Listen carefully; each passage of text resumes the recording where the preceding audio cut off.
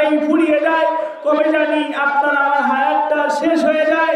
সম্মানিত হাজির, নবীজি বলেছেন মৃত্যুর পূর্ব মুহূর্তে গড়গড় গড়গড় শব্দ যতক্ষণ পর্যন্ত হবে ততক্ষণ পর্যন্ত আল্লাহ পাক বান্দার তওবা কবুল করবেন। সম্মানিত হাজির, আপনারা আমার এলাকার মানুষ, আপনার দেশের মানুষ, আমি আপনাদের সন্তান, আপনাদেরই একজন পরিচিত মুখ ছিল আমার আব্বা মরহুম সাইদুর রহমান মাস্টার সাহেব। দেখুন, আপনারা আমার আব্বার দিকে তাকিয়ে দেখুন, এই 19শে রমজানের দিন দুপুরবেলা জোহরের নামাজের রক্ত আল্লাহ পাকের বান্দা আল্লাহ পাকের সাড়া দিয়ে চলে গেছে। সম্মানিত হাজিরিন, আপনার আমার আব্বার চাইতে অনেক বড় মানুষ আছে, অনেক অসুস্থ মানুষ এখন এলাকার ভিতর বিরাজমান করে। সম্মানিত ভাইরা আমার, কিন্তু আল্লাহ পাক তার বান্দাকে স্মরণ করেছেন।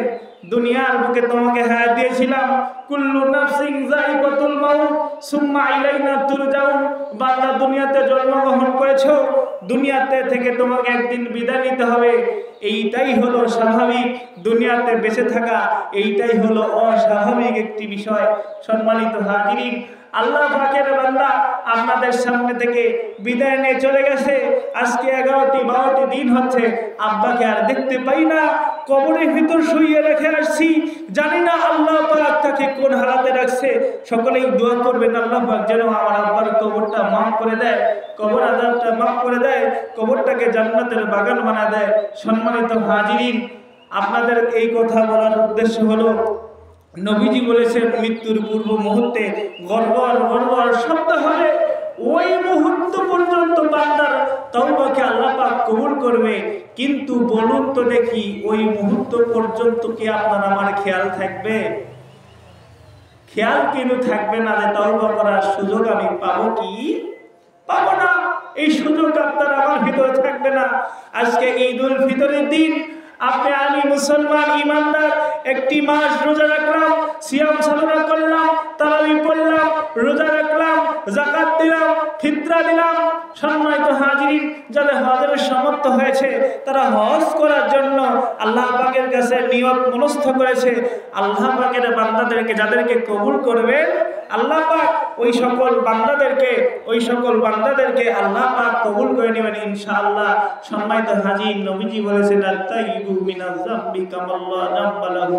তওবাকারী ব্যক্তি ওই ব্যক্তির ন্যায় যেই ব্যক্তি জীবনে কোনো গুনাহ করে নাই। আওয়াজ দিয়ে বলে সুবহানাল্লাহ। যেই ব্যক্তি জীবনে কোনো গুনাহ করে নাই ওই ব্যক্তি এমন যেন মায়ের পেট থেকে সদ্য ভূমিষ্ঠ হলো। সুবহানাল্লাহ। যারা রমজানের হক পরিপূর্ণভাবে আদায় করেছে ওই সকল বান্দারাও বেগুনাহ মাসুম।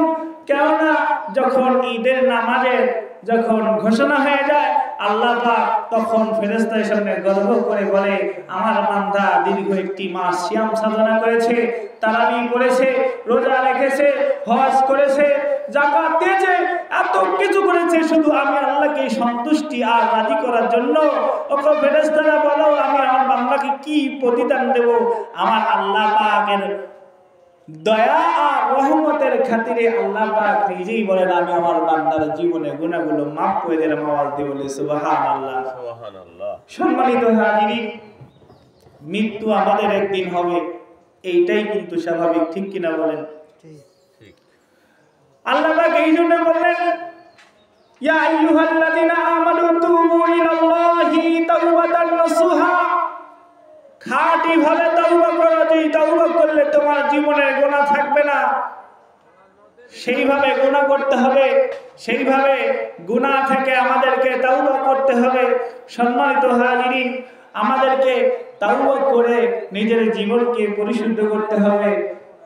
সম্মানিত হাজির, নবী আলাইহিস সালাতু ওয়াস সালামের অসংখ্য সাহাবায়ে ইকরামদের ইতিহাস আপনারা শুনেন, অসংখ্য সাহাবায়ে ইকরামের জীবনী আপনারা শুনেছেন। আমার বন্ধু নবীজির সাহাবী সাঈদ ইবনে আব্দুর রহমান এর ঘটনা আপনারা জানেন। নবীজির সাহাবী আল্লাহ পাকের ডাকে যখন নবীজি যুদ্ধের দামাম বেজে গেল, তখন আল্লাহ পাকের ইচ্ছায় বন্ধু সালাবাতুল আনসারীর হাতে নিজের পরিবারকে যখন উঠিয়ে দিয়ে গেল, বন্ধু আমার স্ত্রীকে আমার পরিবারকে তোমার হাতে সদর্পণ করে গেলাম। আমি যদি জিহাদ থেকে ফিরে নাও আসতে পারি, আল্লাহ হস্তে তুমি আমার পরিবারের দেখভাল করবা, দেখাশোনা করবে। সম্মানিত হাজির, শয়তান ধোঁকা দিল। সালাওয়াতুল আনসারীর মনের ভিতরে কুমন্ত্রণা দিল, বন্ধুর স্ত্রীর বাজার সদাই করো, দেখভাল করো। বন্ধুর স্ত্রীটা কেমন একটু দেখতে মন চায় না? সম্মানিত হাজির, নবীর সাহাবীকে শয়তান ধোঁকা দিল। শয়তানের কুমন্ত্রণায় এমন অবস্থায় হঠাৎ করে একদিন সালাওয়াতুল আনসারী সাঈদ ইবনে আব্দুর রহমানের স্ত্রীর হাতটা ধরে বসেছে। আল্লাহু আকবার, আল্লাহু আকবার। এমন অবস্থায় সাঈদ ইবনে আব্দুর রহমানের স্ত্রী ডাকতে বলতেছে, ওগো আল্লাহর নবী সাহাবী, তোমার কি সেই কিয়ামতের কথা, কিয়ামতের বিভীষিকাময় মুহূর্তের কথা তোমার স্মরণ হয় না? যে মুহূর্তে বান্দাগুলো সামনে থেকে পিছনে, পিছন থেকে সামনের দিকে অগ্রসর হইতে পারবে না। তোমার কি ভয় হয় না আল্লাহ পাকের সেই আযাব গজবের কথা? আল্লাহর বান্দা সাথে সাথে হাতটা ছেড়ে দিয়েছে, দৌড় দিয়েছে জঙ্গলের দিকে। জঙ্গলের দিকে গিয়ে হাউমাউ করে কান্নাকাটি করে, হাউমাউ করে কান্নাকাটি করে, আল্লাহ আমি এত বড় গুনাহ করে ফেলেছি। ও আসমানের মালিক, ও আসমানের মালিক, তুমি কি আমার গুনাহ মাফ করবে না? তুমি কি আমার গুনাহ মাফ করবে না? ও আল্লাহ, তুমি আমাকে ক্ষমা করে দাও। সম্মানিত হাজির, গুনাহ কি খুব বড়? বলে সামান্য মাত্র বন্ধুর স্ত্রীর হাতটা ধরেছে। সম্মানিত উপস্থিতি, খেয়াল করে শুনুন, নবী আলাইহিস সালামের সাহাবায়ে কেরাম কেমন ছিল। সামান্য মাত্র বন্ধুর স্ত্রীর হাতটা ধরেছে। বন্ধুর স্ত্রী স্মরণ করেছে কিয়ামতের বিভীষিকাময় মুহূর্তের কথা। নবীর স্ত্রী আম্মা আয়েশা সিদ্দিকা রাদিয়াল্লাহু তাআলা আনহা, আমার বন্ধুরে নবীজি আয়েশা রাদিয়াল্লাহু তাআলা আনহার উরুর উপরে মাথা দিয়ে একটু নিদ্রাসন্ন অবস্থায় হয়েছিলেন। এমন সময় আম্মা আয়েশা সিদ্দিকা রাদিয়াল্লাহু তাআলা আনহার চোখের উষ্ণ গরম পানি আমার নবীজির কবল চেহারার উপর যখন পড়ে গেল, নবীজি নিদ্রা থেকে জাগ্রত হয়ে নবীজি ডাক দেবেন, আয়েশা গো, তুমি কান্না করো কেন? আমার বন্ধুরা আয়েশাকে যখন এই প্রশ্ন করেন, আল্লাহ নবীজি তখন প্রশ্ন করার পরে আয়েশা বলে, ওগো নবী, ওগো পয়গম্বর, ওই কিয়ামতের মুহূর্তের কথা, বিভীষিকার মুহূর্তময় কথা আমার মনে পড়ে গেছে পয়গম্বর। ওই অবস্থায় আমার আয়েশা, আমি আয়েশা কোন হালাতে উঠবো? আল্লাহ নবীজি বলেছেন হাসরের ময়দানে সকলেই বস্ত্রহীন হয়ে উঠবে।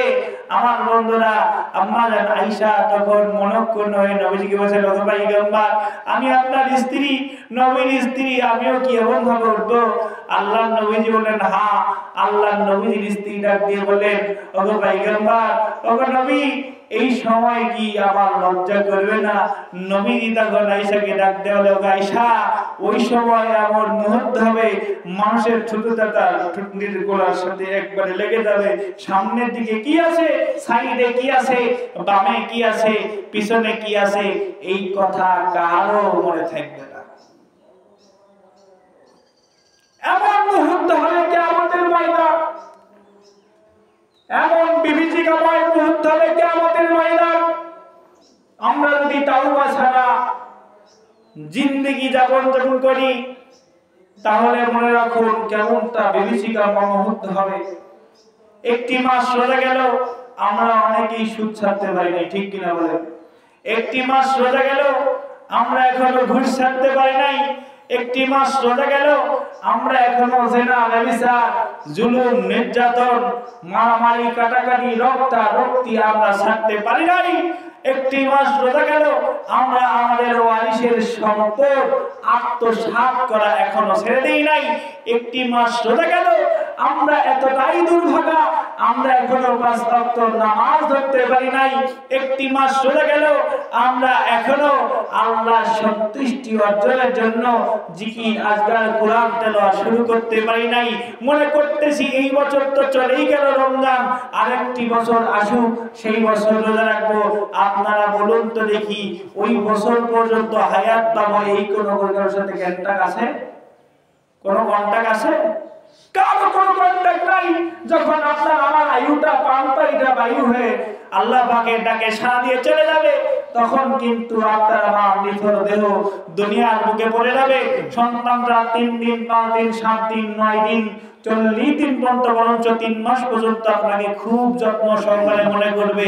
এরপর আপনিই দুনিয়ার চিন্তা বিভোরে ওই বাবা মা ওই আত্মস্বজনের কথাগুলো ভুলে যায়, তখন আপনার কথা স্মরণ থাকে না।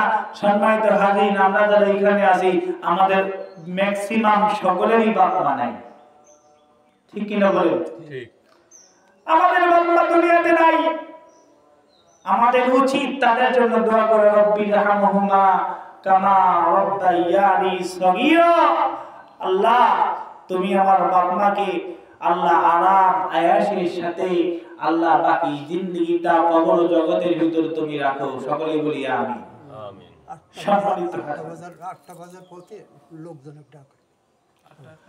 সম্মানিত উপস্থিতি,